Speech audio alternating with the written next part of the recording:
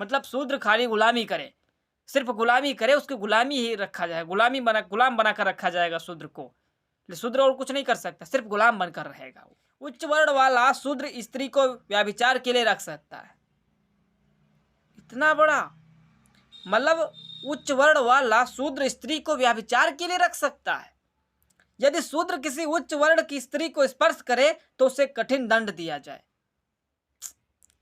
ये मनुवादियों ने कैसी सोच बना के रखा है, आप लोग समझिए, खुद पढ़िए इस चीज।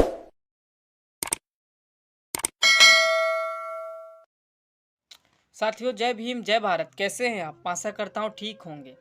साथियों आज हम अभी सुबह के टाइम में किताब पढ़ रहे थे, हु वेयर द शूद्र, यानी कि शूद्र कौन थे।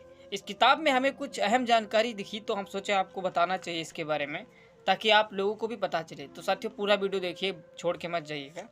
शुरू करते हैं इस वीडियो को। इस किताब में लिखा हुआ है कि शूद्रोत्पत्ति के बारे में मनुवादियों का क्या सिद्धांत है, और वो ब्राह्मणों में तो केवल थोड़े से निषेध और प्रायश्चित पाए जाते हैं, किंतु अब देखिए उनकी राजनीतिक स्थिति। किंतु शास्त्रकारों ने तो शूद्र को बहुत से कार्यों से वर्जित किया है और उनके लिए भयंकर तथा कठिन प्रायश्चित निर्धारित किया है। इसमें कुछ पॉइंट बताए गए हैं, उन पॉइंट में हम आज गौर फरमाएंगे, तो आपसे निवेदन है सुनते रहिए। इसमें लिखा हुआ है कि जिस गाय का दूध अग्निहोत्र के काम में लाया जाता है उसे शूद्र नहीं छू सकता है, समझिएगा। और इसके बाद में दूसरा है कि यज्ञ करते समय शूद्र से बात नहीं करनी चाहिए और ना शूद्र की उपस्थिति में यज्ञ करना चाहिए। फिर इसके बाद लिखा है कि शूद्र को सोमरस पिलाना वर्जित है। फिर अगला है इसमें कि शूद्र केवल दूसरों का सेवक है, अर्थात इसके अतिरिक्त इसके लिए कोई अधिकार नहीं है। वो सिर्फ दूसरों की सेवा करने के लिए बना है, सेवा करेगा। जो शूद्र है वो सिर्फ सेवा करेगा, बाकी उसको कोई अधिकार नहीं है। अब इसमें लिखा हुआ है, फिर यह लिखा है कि जब तक उन्हें पुस्तक स्वरूप में ना देखा जाए, जब तक कोई मनुष्य उन पर विश्वास नहीं कर सकता। यद्यपि ऐसे निषेध की पूर्ण सूची बनाना असंभव है। इसमें कुछ पॉइंट दिए गए हैं, उन पॉइंटों को भी हम फॉलो करेंगे। तो 4 वर्ण हैं, आप सभी जानते हैं कि 4 वर्ण हैं, ब्राह्मण, क्षत्रिय, वैश्य, शूद्र। इन चारों में हर एक जन्म से अपने बाद वाले श्रेष्ठ है। शूद्र तथा पतित को छोड़कर सब वर्णों के लिए उपनयन, वेद, पाठ तथा यज्ञ विहित है। शूद्र को छोड़िए, बाकी सब बराबर हैं, सब कर सकते हैं, कुछ भी कर सकते हैं। और फिर यहाँ पे लिखा है ब्राह्मण, क्षत्रिय, वैश्य तथा शूद्र। ब्राह्मण, क्षत्रिय तथा वैश्य द्विज है। पहला जन्म माता से और दूसरा उपनयन से होता है। दूसरे जन्म में सावित्री माता है और गुरु पिता है। गुरु इसलिए पिता है कि वह वेद का ज्ञान होता है। फिर चारों वर्ण एक दूसरे से जन्म तथा संस्कारों से भिन्न है। वेदों में कहा गया है कि ब्राह्मण मुख से, क्षत्रिय भुजा से, वैश्य जंघा से तथा शूद्र पैरों से उत्पन्न हुए हैं। इस पर हम एक नया वीडियो लेकर आएंगे टॉपिक के आधार पर। जो भुजाओं में पैदा हुआ, ब्राह्मण मुख से पैदा हुआ, इस पर एक वीडियो हम लेकर के आएंगे। गुलामगिरी ज्योतिबा फुले पिता ने लिखा है, उस पर कहानी है, उसके बारे में बहुत जल्द हम वीडियो लेकर के आएंगे, लेकिन अभी इस पर आप गौर फरमाइए। फिर यहाँ पे लिखा है कि मनुस्मृति का सिद्धांत कि संसार के कल्याण के लिए ईश्वर ने ब्राह्मण को मुख से, क्षत्रिय को भुजा से और वैश्य को जंघा से तथा शूद्र को पैर से बनाया है, समझिए। फिर इसमें यहाँ लिखा हुआ है कि द्विज की लाश को कोई शूद्र ना ले जाए। जो द्विज होते हैं ना, उनकी लाश को कोई शूद्र नहीं ले जा सकता है, वह मृतक का कोई संबंधी ही क्यों ना हो, चाहे वो मृतक का कोई संबंधी क्यों ना हो, लेकिन उसको द्विज की लाश को शूद्र नहीं ले जा सकता है। माता पिता के शव को सजातीय पुत्र ले जाए, शूद्र कभी भी द्विज जातीय शव को ना ले जाए, चाहे वह मृतक का पिता ही क्यों ना हो, समझिए इस बात को। फिर यहाँ पे लिखा हुआ है कि कुछ लोग कहते हैं कि शूद्र शमशान भूमि है, कि शूद्र शमशान भूमि है, इसलिए उनके सन्मुख वेद ना पढ़े। शमशान का वचन है कि दुष्ट श्रुद्ध वर्ण शमशान के सम्मान है, अतएव शूद्र की उपस्थिति में वेद कभी नहीं पढ़ने चाहिए। यदि ब्राह्मण का शूद्र का अन्न खाकर मर जाए तो वह शूद्र के यहाँ जन्म लेगा अथवा गांव का सुकर होगा। जो ब्राह्मण शूद्र का अन्न खाकर अपनी सजाते पत्नी से सहवास करे तो उससे जनित पुत्र शूद्र के खानदान के होंगे, उसे स्वर्ग प्राप्ति नहीं हो सकती। समझिए इस बात को। फिर यहाँ मनुस्मृति में लिखा है कि ब्राह्मण शूद्र के राज्य में ना रहे और ना ही वहां पर जहां पतित, नास्तिक तथा नीच रहते हैं। जो ब्राह्मण शूद्र का यज्ञ कराता है उसे श्राद्ध में दूसरे ब्राह्मण के साथ खाने के लिए ना बुलावें, उसके आने से पूर्ण क्षीण हो जाता है। शूद्र के शव को नगर के दक्षिण फाटक में ले जावें और द्विज के शव को उत्तर, पूर्व तथा पश्चिम फाटक में। और यहाँ पे आपस्तंभ धर्म सूत्र में कहा है, एक है आपस्तंभ धर्म सूत्र कि ब्राह्मण कान तक हाथ उठाकर प्रणाम करे, क्षत्रिय वक्ष स्थल तक। ब्राह्मण जो है वो कान तक उठाकर प्रणाम करेगा और क्षत्रिय वक्ष स्थल तक। समझ रहे हैं ना इस बात को। फिर यहाँ पे लिखा है कि वैश्य कमर तक प्रणाम करेगा, लेकिन शूद्र हाथ जोड़कर नीचे की तरफ बढ़ाकर प्रणाम करेगा। समझ रहे हैं आप। यदि किसी ब्राह्मण के यहाँ कोई शूद्र मेहमान आवे तो उससे पूछें या कुछ काम कराकर तब भोजन दें। यदि बिना काम कराए भोजन कराए तो शूद्र का महान सम्मान समझना चाहिए। इस किताब में लिखा हुआ है। और यहाँ पे आपको कुछ बता रहा हूं मैं, ये कुछ इसमें पॉइंट हैं। हाँ, यहाँ पे लिखा हुआ है कि ईश्वर ने ब्राह्मण का धर्म पढ़ना और पढ़ाना, यज्ञ करना, यज्ञ कराना तथा दान देना और दान लेना निश्चय किया है।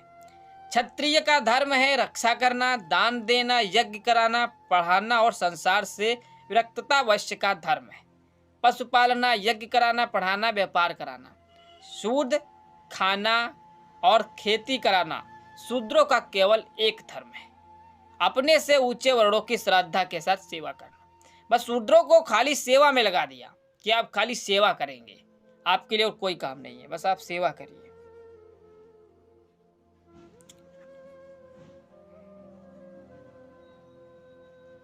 और यहाँ पे कुछ और भी लिखा है कि शूद्र जो है चौथी जाति का है। ब्राह्मण, क्षत्रिय, वैश्य, शूद्र, तो शूद्र जो है सबसे आखिरी में है, चौथी जाति का है और एक जन्म का है। उसका धर्म है वाणी, बाकी वर्णों की सेवा करना। वह उच्च जाति वालों के उतारते हुए जूते पहने तथा उच्च वर्णों के झूठे भोजन को खाकर जीवन व्यतीत करे। मतलब झूठा खाना खिलाने की ये शूद्र में है, कहा गया है। यदि कोई शूद्र किसी द्विज को गाली देता है अथवा मारता है तो उसका वह अंग जिससे वह गाली देता है अथवा मारता है काट देना चाहिए।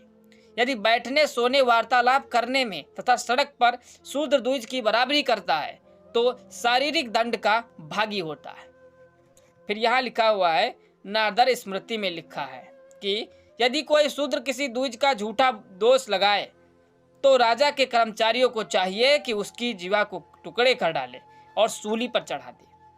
शूद्र यदि किसी द्विज का द्वेष भाव से अपमान करे तो उसकी जीवा को काट दी जाए, क्योंकि वह नीच वर्ण का है।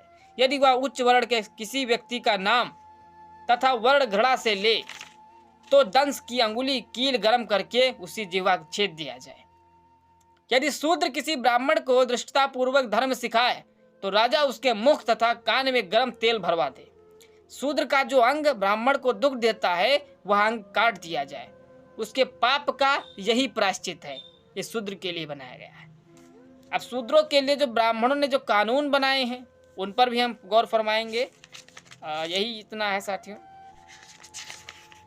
तो कौन से कानून हैं आप ये भी समझ लीजिए। फर्स्ट पॉइंट है कि शूद्रों का स्थान वर्ण व्यवस्था में अंतिम रखा गया है। ये ब्राह्मणों का संक्षेप में लिखा गया सिद्धांत है जो ब्राह्मणों ने कहा है इस पर। और शूद्र अपवित्र है, सेकंड पॉइंट। अतः उसके सन्मुख अथवा उसके सुनाने में कोई वैदिक कर्म नहीं हो सकता है।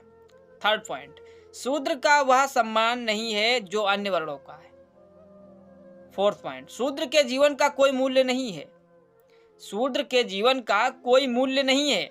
उसका वध कोई भी बिना दंड दिए कर सकता है और यदि कुछ देना पड़े तो अन्य 3 वर्णों की अपेक्षा बहुत कम, 3 वर्णों की अपेक्षा बहुत कम देना पड़े, ज़्यादा नहीं।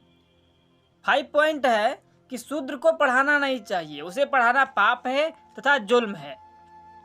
मतलब शूद्र क्या है, वो पढ़ाई के लायक नहीं है, उसको पढ़ना नहीं चाहिए, पढ़ेगा तो हक मांगेगा, तो इसलिए पढ़ना नहीं, उसके पढ़ना उसके लिए जुल्म है, ऐसा इसमें लिखा है इस किताब में। ये ब्राह्मणों मनुवादियों का सिद्धांत है, मनुवादियों की सोच है। 6 पॉइंट है कि शूद्र को जायदाद व संपत्ति नहीं रख सकता, ब्राह्मण जब चाहे शूद्र की सब संपत्ति हरण कर सकता है। मतलब शूद्र कोई जायदाद संपत्ति नहीं रख सकता, अगर उसने संपत्ति रखी तो ब्राह्मण जब चाहे बिना मर्जी के जैसा चाहे वैसा उसकी संपत्ति को हरण कर सकता है। सोचिए आप।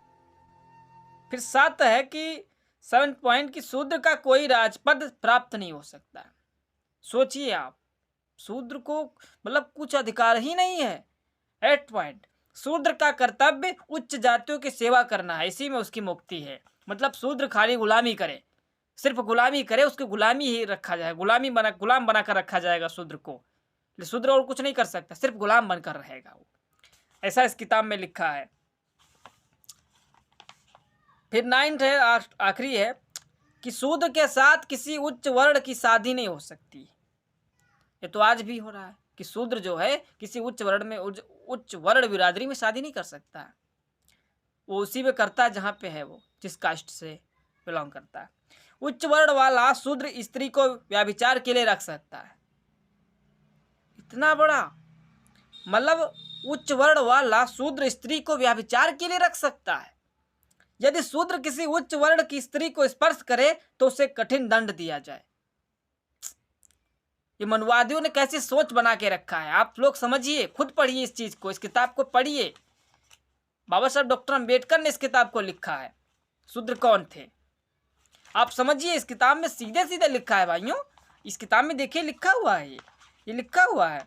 इसमें ये जो शूद्र के खिलाफ जो ब्राह्मणों ने जो कानून बनाए हैं, मनुवादियों ने कानून बनाए, कानून पढ़िए आप। शूद्र किसी उच्च वर्ण की शादी नहीं हो सकती, उच्च वर्ण में किसी शूद्र जो है वो उच्च वर्ण में शादी नहीं कर सकता है।